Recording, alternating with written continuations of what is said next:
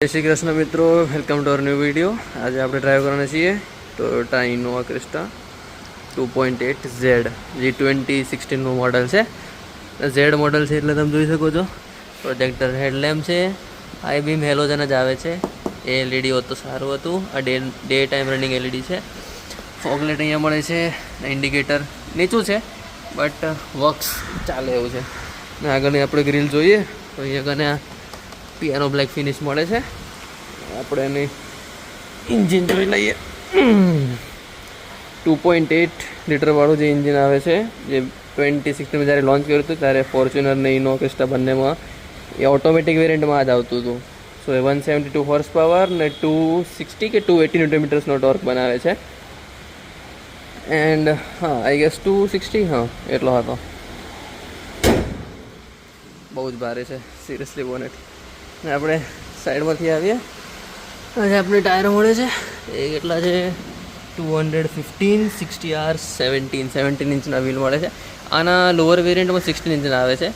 એ બી એલો જ મળે છે આપણને વીમાં ને જીમાં. વી ને જી વેરિયન્ટ આના જે નીચે આવે છે. વીમાં 2.4 જ આ લોકો આપતા હતા. ઓટોમેટિકમાં ખાલી 2.8 ઝેડ અને જી વેરિયન્ટ મળતું હતું. જીમાં હેલોજન હેડલેમ્પ ને બધું આવતું હતું. મતલબ ઘણા બધા ફીચર ઓછા કરી નાખ્યા હતા. એલઈડી ઇન્ડિકેટર, અહીંયા એક પડલ લેમ્પ બી છે. તો ને પડલ લેમ્પ જોવું હોય તો આપણે કારને એકવાર બંધ કરીને ઓપન કરીએ તો દેખાઈ જવું જોઈએ છે પડલ લેમ્પ. રિક્વેસ્ટ સેન્સર અહીંયા બી છે ને, if I am not wrong કો ડ્રાઈવર સાઈડ ઉપર બી હોય છે. હા, અહીંયા બી આપ્યું છે. બહુ સરસ વાત, કોસ્ટ કટિંગ નથી કર્યું. કેમ કે કોઈક વાર કેવું થાય કે આપણે પહેલાં ડોર ઉપર હોઈએ અને પછી ખોલવું હોય ત્યારે તકલીફ પડે. પાછળથી જોઈએ તો કંઈક આવી ગાડી છે. 2.8નું બેજિંગ અહીંયા આવે છે. Innova Crysta. રિયર વાઇપર મળે છે. ડિફોગર બી છે. આપણે એક જ સેકન્ડ. બૂટ એકચ્યુઅલી બધી રો અપ હોવા છતાં બી આપણે સારું સ્પેસ મળે છે. ને આપણે એડ્રેસ રાખવું હોય તો એના માટે અહીંયા ડેડિકેટેડ જગ્યા બી આપી છે. તો 8 સીટર એટલે જો ના જોઈતું હોય તો આપણે અહીંયા મૂકી શકીએ છીએ. ને આને જો આપણે અહીંયા કરે જસ્ટ અ સેકન્ડ. ને આનું ફોલ્ડિંગ સિસ્ટમ બી બહુ જ ઇઝી છે. આજે અહીંયા કને એક આ દેખાય છે અને આપણે આમ કરીએ એટલે આખી ડાઉન થઈ જાય. ને પછી આ જે હુક છે એને આપણે અહીંયા ભરાઈ દઈ તો જસ્ટ અ સેકન્ડ અહીંયા કને આપણે ભરાઈ દો એટલે આ સીટ અપ થઈ જાય. કંઈક આવું. ને જો બંને સીટો આપણે અપ કરી દઈએ તો સારી એવી જગ્યા થઈ જશે. ટાઈમિંગ માટે આપણે એને નીચે કરી દઈએ. સો પાછળથી કંઈક આવું છે. ઓટોમેટિક ટેલગેટ ઓપનિંગ ક્લોઝ ને ઓપન નથી, આપણે જાતે જ કરવું પડે. આપણે આને બંધ કરી દઈએ. હવે જો આપણે પાછળ જઈએ તો જો કપ હોલ્ડર મળે છે દરેક દરવાજામાં. આરામથી 1 લીટરની 2 બોટલ આવી જાય છે.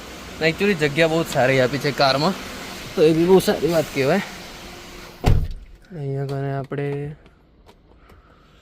લાઇટ મળી જાય છે. અહીંયા કને એક પેલી બાજુ બી સેમ લાઇટ મળી જાય છે. આપણે અહીંયાથી અપ કરીએ તો સીટ આગી પાછી અહીંયાથી થઈ જાય ડાયરેક્ટ આપણે.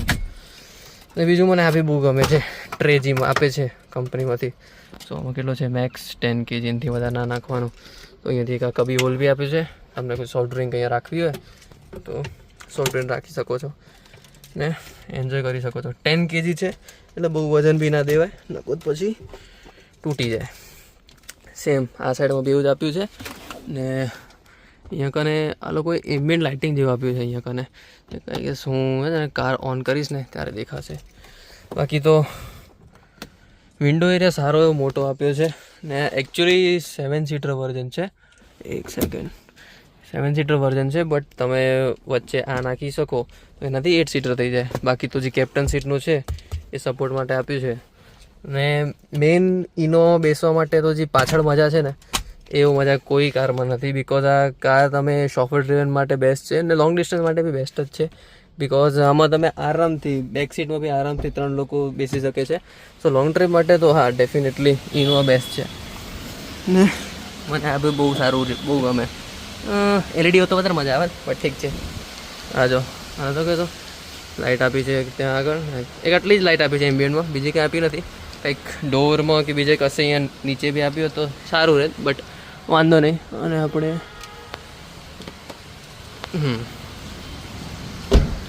બાકી ટોટલ આમાં 7 એરબેગ્સ આવે છે, એ બી તમને બતાવી દઉં.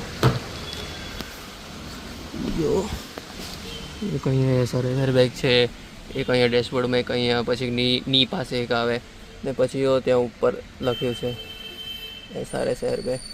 તો ટોટલ 7 એરબેગ્સ બી આવે છે ને પાછળ બી એડિક્વેટ અમાઉન્ટ ઓફ સ્પેસ છે. મોટા લોકો મીડિયમ હાઇટના હોય તો ચાલી જાય, બાકી બહુ જ મોટા હોય તો પાછળ તકલીફ પડે. બાકી આ કિડ્સ હોય તો પાછળ માટે તો બેસ્ટ છે. ને બાકી અહીંયા આગળ જોઈએ તો આપણને 8 વે એડજસ્ટેબલ સીટ મળે છે. અને જેમ કે કીધું કપ હોલ્ડર બહુ સારી જગ્યા આપે છે. અહીંયા તો એક નાની બોટલ છે, બીજી બી 3 બોટલ છે અહીંયા તો ટોટલ. ને બાકી અહીંયા જોઈએ તો એક્સેલેટર પેડલ, બ્રેક પેડલ ને પ્રોપર ડેડ પેડલ બી આપ્યું છે. ને એન્જિન સ્ટાર્ટ સ્ટોપનું છે. સોરી આજે થોડુંક ડાર્કમાં વિડીયો શૂટ કરવો પડે છે, બહાર ખૂબ વરસાદ છે, ખૂબ. તો અહીંયા કબી હોલ આપ્યો છે, તમારે ડ્રિંક્સ ઠંડી કરવી હોય તો અહીંયાથી થઈ જાય, એસીનો ફ્લો આવે એટલે. ને એક જસ્ટ સેકન્ડ અહીંયા કને જોઈએ તો જો કુલ ગ્લવ બોક્સ છે ને સેમ અહીંયા કને જેમાં કબી હોલ છે તેઓ ત્યાં મળી જાય છે. ને આઈ ડોન્ટ નો એનો આટલું કોસ્ટ કટિંગ એમ કરે છે. 26 લાખ ઓન રોડ હતી જ્યારે આ કાર લોન્ચ થઈ હતી 2.8 વાળું, તો બી આ લોકો automatic inside rear view mirror નથી આપ્યો. અહીંયા કને જોઈએ તો મિરર છે એઝ વેલ એઝ લાઇટ પણ છે. અહીંયા આપણે મિરર ઓપન કરીએ લાઇટ ચાલુ થઈ જાય. Same goes to here, mirror and light. I don't know આ બાજુની મિરરની બંધ કેમ થઈ ગઈ છે. બાકી ઓટોમેટિક ક્લાઇમેટ કંટ્રોલ મળે છે. અહીંયા કને તમારે એક આને આપણે ઓન જ કરી દઈએ. ઇન્જિન સ્ટાર્ટ સ્ટોપનું બટન આપ્યું છે અહીંયા કને. અહીંયા કને તમારે પાર્કિંગના સેન્સર માટે છે. આના પછી આમાં DPF વાળી AdBlue વાળી જે કાર આવતી હતી ઇનોવા ક્રિસ્ટા, એમાં અહીંયા કને રીજનરેશનનું બટન આપ્યું હતું, પણ આ જેમ કે BS4 છે એટલે આમાં નથી આપ્યું. બાકી તો આ બોનેટ ઓપન કરવા માટે ને ફ્યુલ લીડ ઓપન કરવા માટે છે. ને આ મિરરના કંટ્રોલ માટે છે. ને આ તમને મિરર પાછળના કોઈ ખોલી ના શકે એના માટે છે. ને 1 ટચ અપ એન્ડ ડાઉન બધા વિન્ડોઝ માટે છે. બહુ સારું કહેવાય. મને લાગ્યું નહોતું કે ઇનોવા આપશે, બટ આપ્યું છે. જો ઓન કરે ત્યારે આવું લખેલું આવે ઇનોવા ક્રિસ્ટા. બાકી તો અહીંયા કને તમારે RPM ટેકોમીટર છે, સ્પીડોમીટર છે, અહીંયા ફ્યુલ ગેજ, ટેમ્પરેચર ગેજ ને અહીંયા જે MID આપે છે એમાં તમને ટોટલ તમારો ફ્યુલ કન્ઝમ્પશન ને એ બધું. મેં જે કરોલા અલ્ટિસનો વિડીયો નાખ્યો હતો એના જેવું જ આ ક્લસ્ટર છે.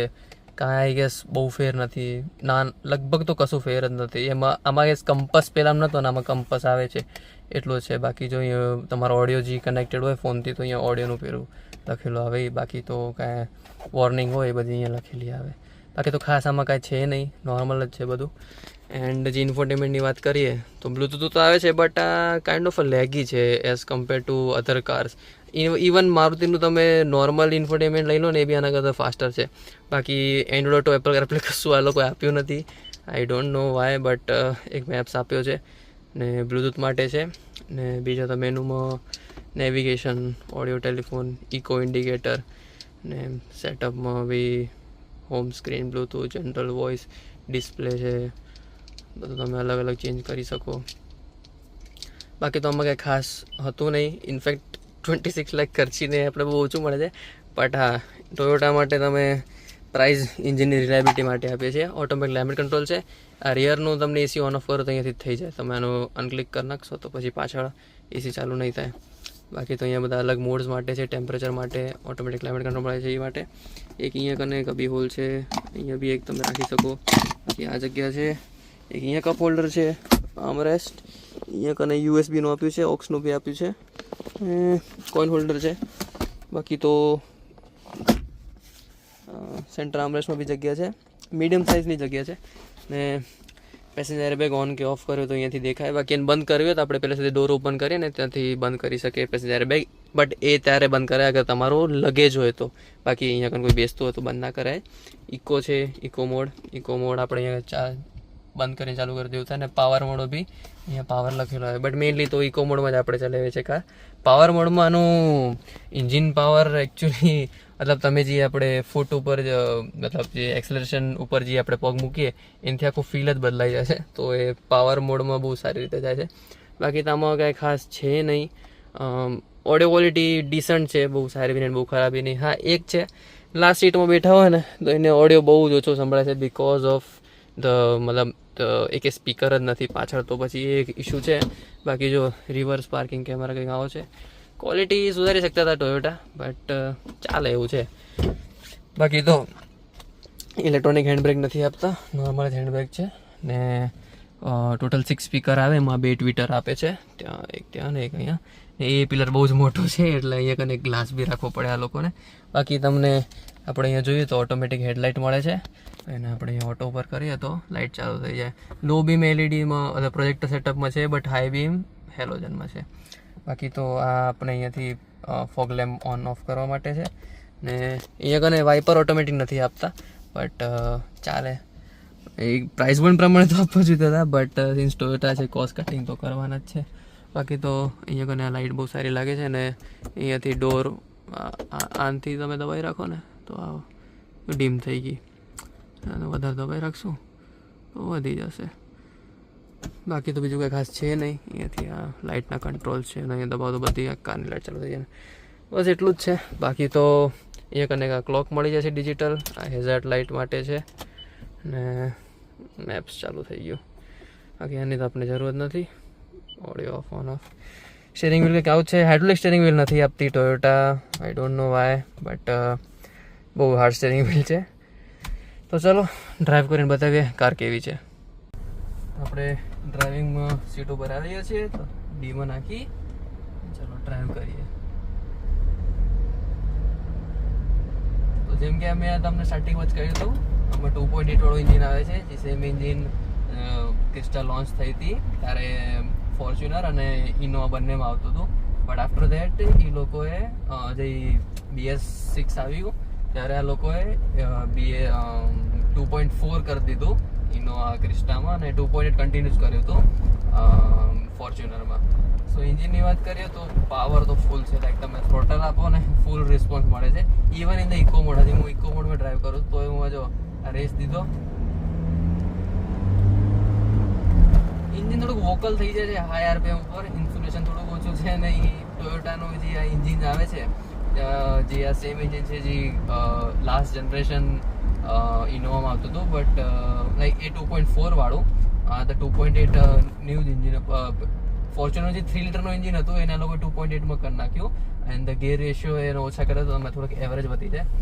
એવરેજમાં તો જે ક્રિસ્ટલ એ જલ્દી કોઈ એવરેજ જોઈએ નહીં, બટ સ્ટીલ આપણે એવરેજની વાત કરીએ તો આમાં એવરેજ તમને હાઈવે ઉપર બહુ જ પ્રેમથી ચલાવો ક્રૂઝ કંટ્રોલમાં 80-90 ના આજુબાજુ તો તમને 13 ના આજુબાજુ મળી જાય.